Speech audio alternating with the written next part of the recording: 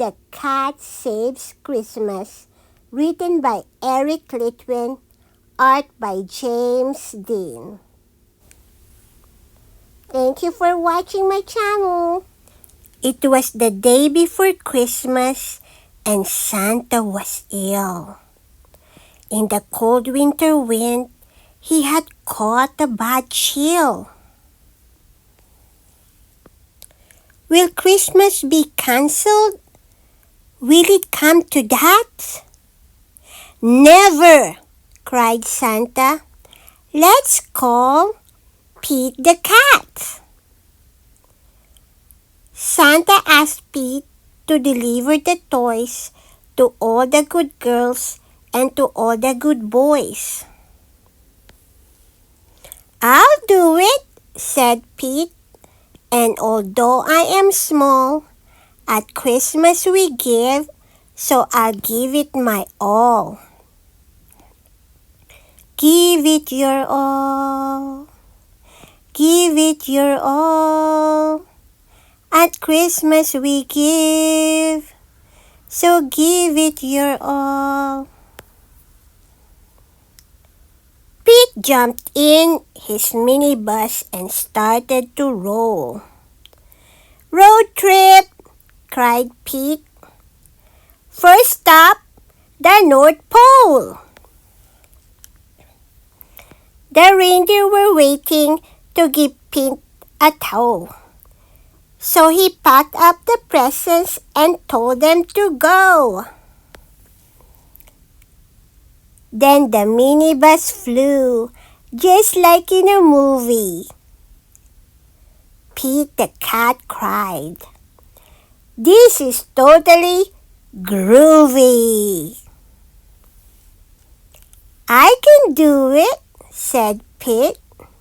And although I am small, at Christmas we give, so I'll give it my all. Give it your all. Give it your all.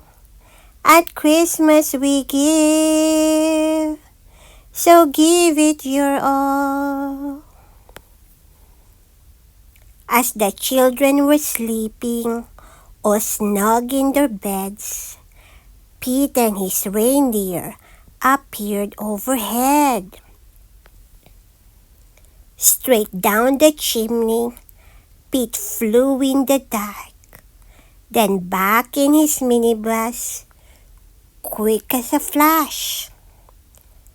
Each time he delivered a holiday gift, he crossed off a name written on Santa's list. Santa's list was so big, and Pete felt so small. But at Christmas we give, so he gave it his all. Give it your all. Give it your all. At Christmas we give, so give it your all. At the very last minute, they reached the last house. Pete dashed in and out, just as quiet as a mouse. Then right at the break of the new Christmas day, Pete and his reindeer were flying away. Back at the North Pole, old Santa was waiting. The elves and the townfolk were all celebrating. Thank you, Pete. Small is cool. Santa was dressed in his red coat and hat and cried, "Hip hip hooray for our friend Pete the cat." I did it, said Pete. And although I am small, in the spirit of Christmas, I gave it my all.